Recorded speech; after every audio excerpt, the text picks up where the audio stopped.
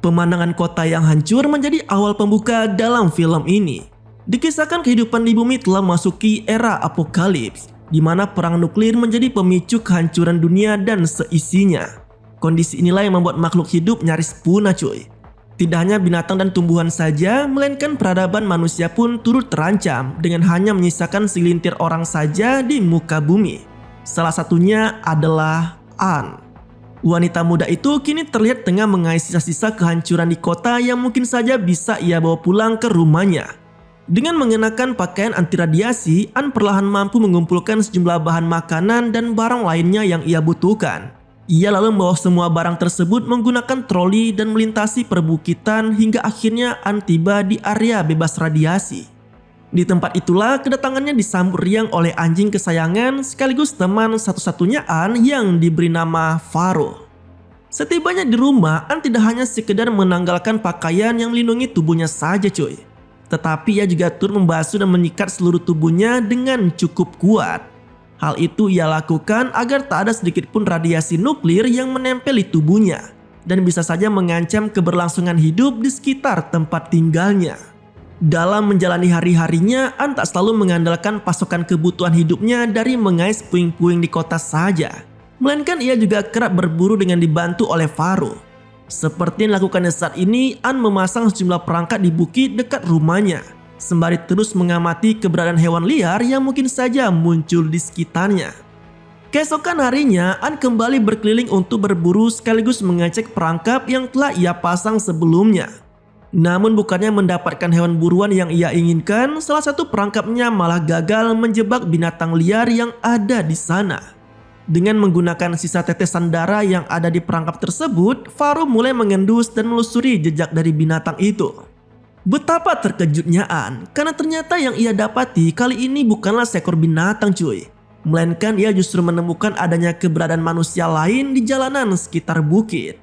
Dan benar saja, sesosok misterius dengan pakaian anti radiasi nampak tengah menarik gerobak tak jauh dari sana. Tak lama kemudian sosok misterius itu pun lalu melepas pakaian anti radiasinya dan terlihat sangat bahagia mendapati dirinya yang telah berada di area bebas radiasi nuklir.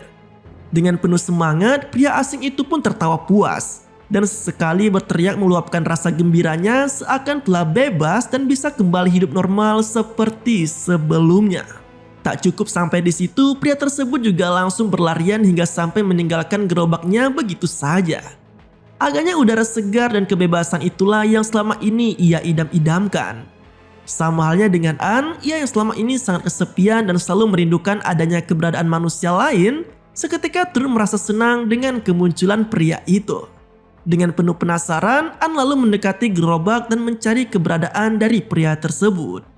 Betapa terkejutnya ia karena ternyata pria itu malah kini terlihat tengah mandi di sungai dengan air terjun kecil di atasnya.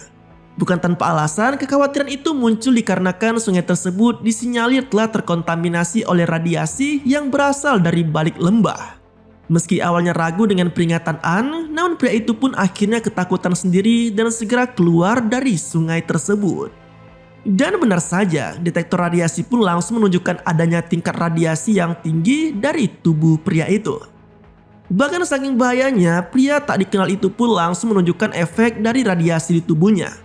Ia terus-terusan muntah dengan tubuh yang kian lemas. Dengan dibantu oleh Anne, pria yang perkenalkan dirinya sebagai John Loomis itu lalu disuntikan vitamin khusus yang membuatnya bisa bertahan. Tak tega melihat kondisi tersebut, Anne lalu menawarkan diri untuk membantunya, termasuk membersihkan tubuh John dan membawanya ke rumahnya. Dengan susah payah, Anne memapat tubuh John dan membaringkannya di tempat tidur. Usai dengan semua itu, Anne lalu menghampiri gerobak milik John yang tertinggal di jalan. Dari dalam gerobak itulah Anne mendapati beberapa catatan kecil milik John, termasuk foto lama pria itu yang tengah bersama dengan seorang wanita. Tidak seperti sebelumnya saat masih sendiri, kini hari-hari Anne dilaluinya dengan merawat John yang masih terus terbaring tak sadarkan diri. Ia nampaknya telah sangat mengidamkan kehadiran manusia lainnya di tengah era hancurnya bumi. Kondisi inilah yang mendorong Anne untuk terus merawat John. Bahkan ia yang sangat religius pun senantiasa menyebut nama pria itu dalam tiap doanya. Perasaan tulus dan keteguhan Anne dalam merawat John nampaknya berbuah manis. Pria yang telah terbaring selama berhari-hari itu akhirnya mulai menunjukkan tanda-tanda yang mulai membaik. John yang sebelumnya tak sadarkan diri kini perlahan mulai bisa bangkit dan beranjak dari tempat tidurnya. Anne yang selama ini sangat kesepian agaknya mulai menemukan teman yang bisa diajaknya mengobrol. Seakan tak percaya dengan apa yang dialaminya, John yang masih kagum dengan lingkungan tempat tinggal Anne menilai jika wilayah tersebut bisa terbebas dari radiasi karena terlindungi oleh bukit dan lembah di sekelilingnya, termasuk perkebunan dan semua tumbuh-tumbuhan yang bisa tetap subur di tempat tersebut. Lebih lanjut, keduanya juga menceritakan tentang kehidupannya masing-masing sebelum semua tempat terkontaminasi seperti sekarang ini. Anne mengungkapkan bahwa sebelumnya ia tinggal bersama seorang adik dan kedua orang tuanya. Namun keinginan besar untuk menemukan manusia lainnya di luar sana telah membuat kedua orang tua Anne pergi meninggalkan rumah mereka. Berbeda dengan sang adik, remaja laki-laki bernama David itu justru memilih kabur alih-alih demi bisa menemukan orang tuanya yang tak kunjung kembali. Namun sayang, kepergiannya malah tak membuatnya bisa kembali pulang. Dan tak pernah diketahui kabarnya hingga sekarang. Memandangi foto keluarga Anne, John yang juga hidup sendiri agaknya bisa turut merasakan kepedihan yang membekas dalam diri gadis itu. Bahkan ia sempat tertunduk sedih saat menatap foto David yang sampai saat ini masih belum juga kembali. Di hari lainnya, John yang bosan terus berada di rumah akhirnya nekat menghampiri Anne yang saat itu tengah menggarap kebun.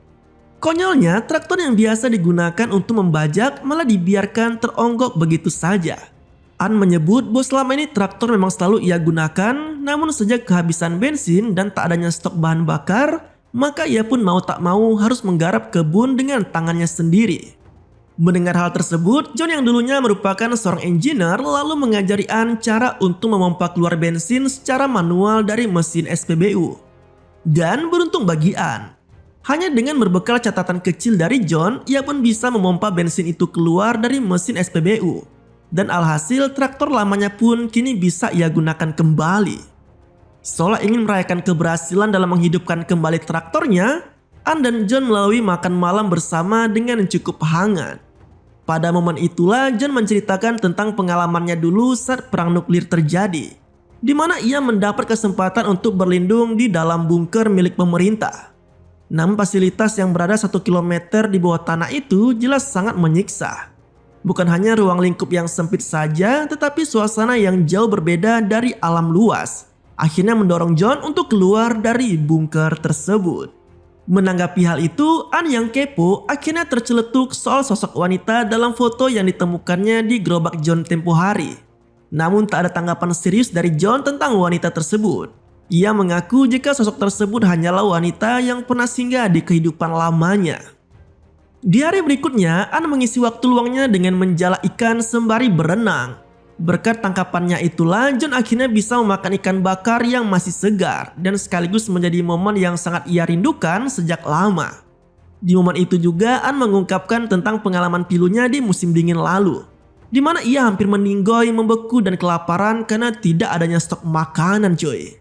Kondisi itu diakuinya sebagai imbas dari genset yang mati, sehingga semua persediaan bahan makanan yang disimpannya pun membeku. Tak terkecuali dengan dirinya yang juga harus berjuang mati-matian dari musim dingin yang sangat dahsyat. Mendengar keluhan tersebut, John yang merupakan seorang engineer seketika tergugah untuk memperbaiki genset tua milik Anne.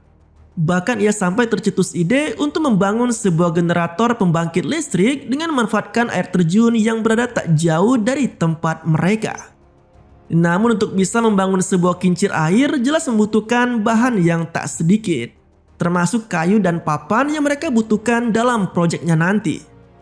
Karena alasan itulah John terpikir untuk membongkar sebuah gereja yang ada di dekat rumah Anne. Tujuannya sudah pasti agar ia bisa memanfaatkan kayu dari bangunan tersebut dan menjadikannya sebagai bahan dasar pembangunan kincir air. Mendengar ide tersebut, Anne seketika menolaknya dan menjelaskan bahwa gereja sederhana itu merupakan tempat beribadah satu-satunya yang ada di sana.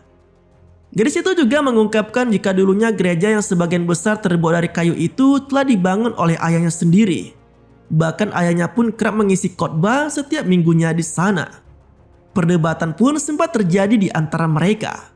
Anne yang sangat religius jelas tak rela jika tempat suci itu dibongkar hanya untuk dijadikan sebagai generator pembangkit listrik. Terlebih gereja tersebut juga menjadi salah satunya kenangan peninggalan ayahnya.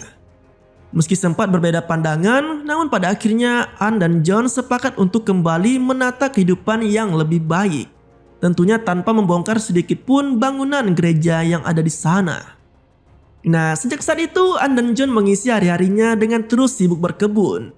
Alasannya sudah pasti agar kelak mereka bisa memiliki lebih banyak persediaan makanan untuk melalui musim dingin yang mematikan. Di suatu malam, hubungan yang kian hangat dengan John akhirnya membuat Anne berinisiatif untuk menciptakan momen makan malam yang spesial dengan pria itu. Tak seperti biasanya, kali ini Anne menghiasi meja makan dengan begitu menarik. Sama seperti dirinya yang juga turut mengenakan gaun serta berdandan dengan sangat cantik. Tak hanya itu, Anne juga ternyata menyediakan wine untuk mereka nikmati bersama. Minuman inilah yang kemudian membuat suasana di malam itu begitu hangat dan mencair. Hingga tanpa terasa kedua insan itu pun saling bermesraan. Entah apa yang ada di benak Anne. Ia yang berada di bawah pengaruh alkohol lalu mengajak John untuk melakukan sesuatu yang enak dengannya. Namun di luar dugaan, John yang mendapati Anne telah menanggalkan pakaiannya malah terkesan cuek dan menolak ajakan tersebut. Ia berdalih bahwa dirinya memang sangat tertarik dengan Anne dan ingin terus melalui sisa hidupnya bersama gadis itu. Namun John mengaku belum siap untuk melakukan hubungan yang lebih enak dengan Anne saat ini. Keesokan harinya, Anne yang sedang berburu malah mendapati perangkapnya yang telah berubah posisi tanpa ada satupun hewan yang berhasil dijebak. Mendapati hal tersebut, ia pun dengan penuh penasaran langsung menelusuri jejak keberadaan hewan liar di sekitar lokasi itu. Namun siapa sangka, Faro yang dijadikannya sebagai pelacak malah menuju ke salah satu padang lembah dengan seorang pria yang ada di sana.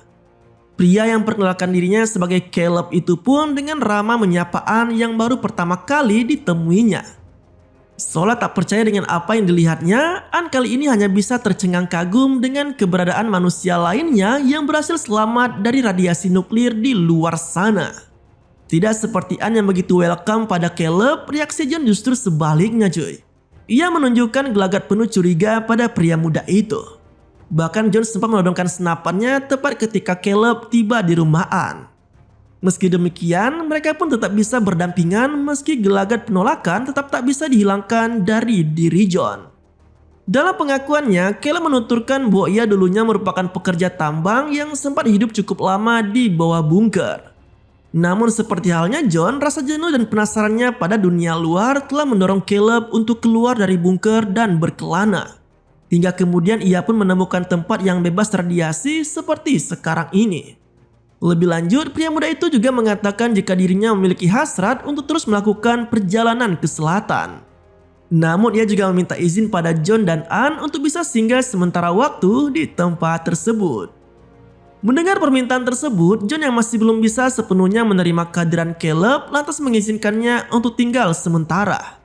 Meski pria muda itu harus tidur terpisah dengan tenda di luar rumah Anne. Saat makan bersama, obrolan hangat mulai terjalin di antara mereka.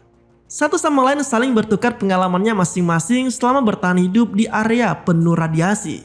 John mengaku bahwa sebelumnya ia sempat bertemu dengan seorang bocah laki-laki yang terpapar radiasi. Namun karena kondisi yang memprihatinkan dan si bocah yang terus memohon pada John untuk membunuhnya, akhirnya ia pun mau tak mau menembak matoi bocah tersebut dan meninggalkannya tergeletak begitu saja. Tak jauh berbeda dengan Caleb, ia juga sempat mengalami momen menegangkan ketika berada di dalam bunker. Keempat penambang yang juga rekannya sendiri malah saling serang dan menggila. Mereka saling bunuh satu sama lain hingga akhirnya tersisalah Caleb sendiri yang bertahan hidup di dalam bunker tersebut. Usai makan bersama, perasaan John semakin dibuat kacau. Karena kali ini Anne ternyata membawa masuk Caleb ke dalam rumah dan menunjukkan beberapa ruangan di dalamnya. Termasuk membagi salah satu kamar yang nantinya akan ditempati oleh pria muda itu. Sontak aksi tersebut jelas memancing rasa cemburu dalam diri John. Ia bahkan sampai beberapa kali memperingatkan gadis tersebut agar tidak terlalu ramah pada si Caleb. Tak cukup sampai di situ, perdebatan di antara mereka juga berujung pada pengakuan John tentang bocah laki-laki yang sempat dibunuhnya tempo lalu. Mirisnya bocah laki-laki yang dimaksud oleh John tak lain dan tak bukan adalah David.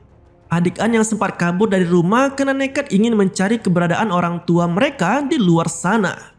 Mendengar pengakuan John, sontak tangis pun pecah dengan kesedihan yang membaluti diri Anne. Ketakutannya selama ini ternyata menjadi kenyataan dan ia benar-benar telah kehilangan sang adik untuk selama-lamanya. Mirisnya lagi, insiden tersebut juga dilakukan oleh John yang notabene adalah orang terdekat Anne saat ini. Di hari lainnya, perburuan yang dilakukan oleh John dan Caleb dilalui dengan banyak obrolan tentang masa kelam mereka dulu. Keduanya juga sempat membicarakan mengenai rencana pembangunan kincir air yang terpaksa diurungkan karena terkendala oleh ketersediaan bahan baku. Caleb yang mendengarnya pun jelas merasa kecewa. Namun ia juga tak bisa berbuat banyak mengingat gereja yang akan mereka bongkar merupakan peninggalan ayah Anne. Saat makan malam, suasana hangat seketika berubah setelah Caleb membahas tentang rencana pembangunan kincir air sebagaimana yang diceritakan oleh John siang tadi. Namun di luar dugaan, Anne yang sebelumnya bersikeras untuk mempertahankan gereja peninggalan ayahnya malah tiba-tiba ingin membongkarnya dan menjadikan kayu dari bangunan tersebut sebagai bahan baku membuat kincir air. Sontak keputusan tersebut jelas membuat John sangat kaget cuy. Ia agaknya merasa jika Anne telah banyak berubah sejak kehadiran Caleb di rumah itu. Termasuk keputusannya untuk membongkar gereja peninggalan sang ayah. Pembongkaran gereja pun dilakukan. Ketiganya mulai membangun rencana kincir air dengan cukup baik. Aktivitas yang dilakukan bersama dengan pertemuan yang semakin intens nampaknya telah memunculkan ketertarikan satu sama lain antara Anne dan Caleb. Keduanya bahkan sesekali terlihat saling curi pandang saat mengerjakan proyek mereka. Terlebih lagi, Anne dan Caleb juga memiliki cara pandang yang sama terhadap keimanan mereka. Berbeda jauh dengan John yang agaknya kurang religius. Caleb justru menjadi sosok yang sangat menyenangkan ketika Anne membicarakan tentang keyakinannya bersama pria muda itu. Di sisi lain, kecemburuan jelas terpancar dari dalam diri John. Ia pun akhirnya mengungkapkan perasaan itu kepada Anne.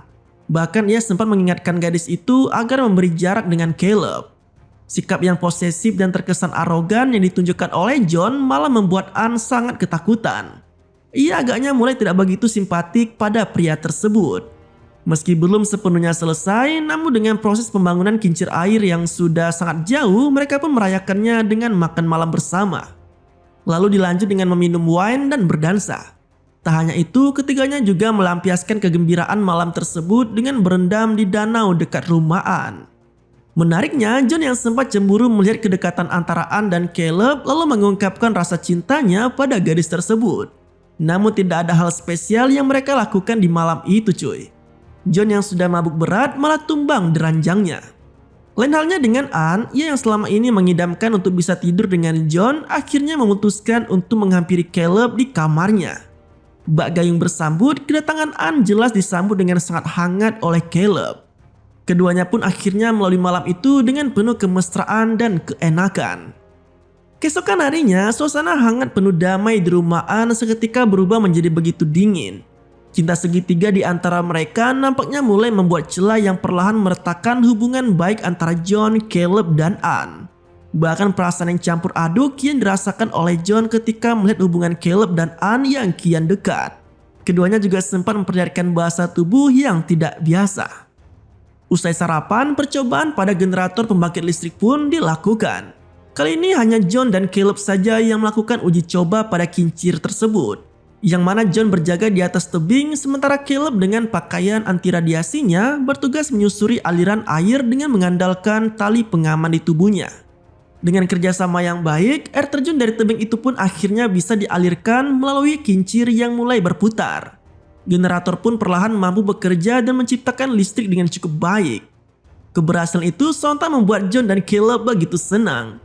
Mereka juga sempat beberapa kali meneriakkan ekspresi kegembiraan atas pencapaian tersebut. Namun di luar dugaan, insiden kecil juga sempat mewarnai momen itu. Caleb yang mencoba untuk kembali naik ke atas tebing sempat terpleset dan membuat tubuhnya nyaris jatuh cuy. Untungnya John masih bisa menahan tubuh Caleb dengan tali pengaman yang mengikatnya. Namun itu bukanlah akhir dari segalanya. Karena tak lama kemudian Caleb lagi-lagi tergelincir oleh permukaan tebing yang sangat licin. Dan untungnya kali ini John masih berhasil menahan bobot tubuh Caleb menggunakan tali pengaman.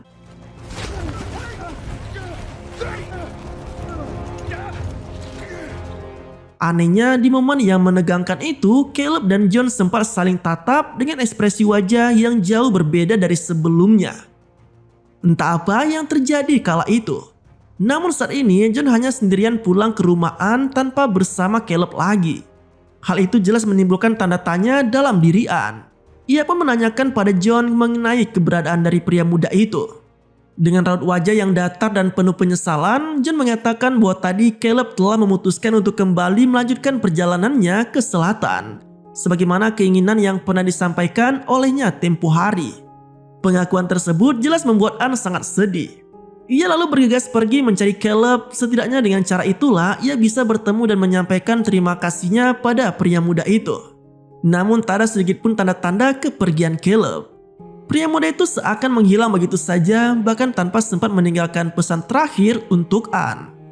Di akhir film terlihat Anne kembali memainkan piano dari gereja lama milik mendiang ayahnya. Sementara John hanya bisa terduduk diam menikmati alunan piano sembari memikirkan sesuatu yang seolah tak bisa diungkapkannya pada siapapun. Lalu film pun selesai. Nah, itu lalu ceritanya cuy. Jika kalian berada seperti di film ini dan hanya ada satu wanita yang tersisa di muka bumi ini, apa yang akan kalian lakukan? Terima kasih telah menonton sampai habis dan tetap santuy. Sampai jumpa pada video selanjutnya.